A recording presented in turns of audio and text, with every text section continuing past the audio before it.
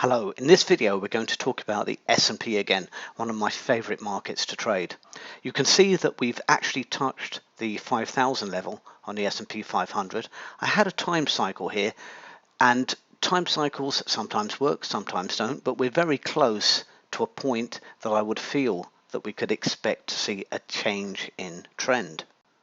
However, no matter how appealing the trade might look, according to our rules, we can't go short just yet because we haven't had a close on the daily candle, and what needs to happen is the daily candle's histogram needs to close lower than the previous day's histogram. We've got the colored candles, everything's good there. Now, once that situation is reached, we can then look to take a short trade.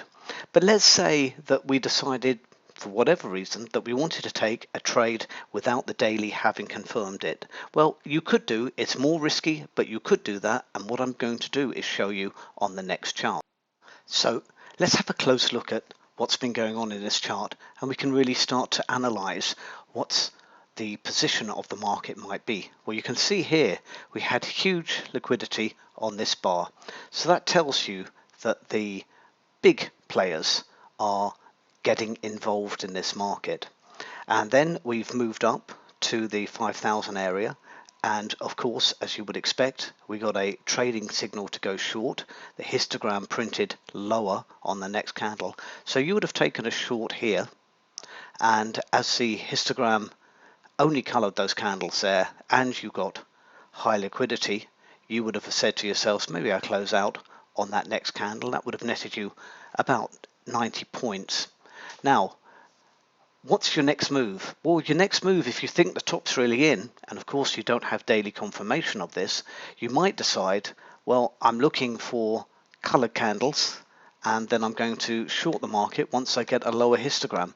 We've already hit the 5,000 level, and we're past the US Open, so it could be that we are actually going to go down, but you've got to watch out for this liquidity if you're trading on a 15-minute time frame, that you don't get caught up in these areas. What you want to see is a market break through those levels and maybe come back and retest them from the underside, and again you can use the histogram to help get you into a trade. Now, if the daily had actually turned and we had a lower print on the histogram, this is exactly what I mean by the second bite of a cherry. So you can see the liquidity that we've got up here, and you can see that the liquidity that we've got up there, but the largest level of liquidity is this level. So straight away I would mark that level, and we can put a nice rectangle around that like that, and that's basically where the majority of the liquidity was.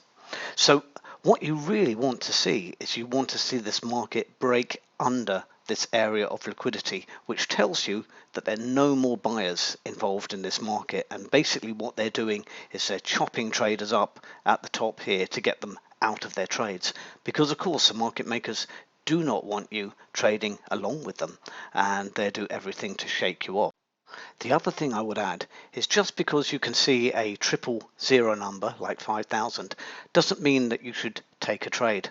There's a lot of traders who will be putting their stops above the 5,000 level, and of course that will generate liquidity as well. So just be aware that we have plenty of time to enter into this trade, and if we wait for the daily to turn over for us, then that's a much better trade than just jumping in now on a 15-minute chart. The other option is, and this is a cunning one, is that you could look at the 4-hour chart, because that's a much higher time frame than the 15. So I'm going to have a look at the 4-hour. Now, the interesting thing on the 4-hour chart, and of course we don't know if this is going to continue on the daily chart, but it's a good sign. On the 4-hour chart you can see we had very high liquidity in this last bar, and then we had even higher liquidity in this bar here, and we got a signal on the histogram just here which printed lower. So technically you would have been selling at that point there with a stop above there, which is about 45 points. Now, that doesn't mean that you can't enter again, because of course if this market does start to fall, then there will be ample opportunities for us to get in on a 5-minute chart, on a 15-minute chart. But it's interesting to note that the H4 chart has actually printed a sell signal for us.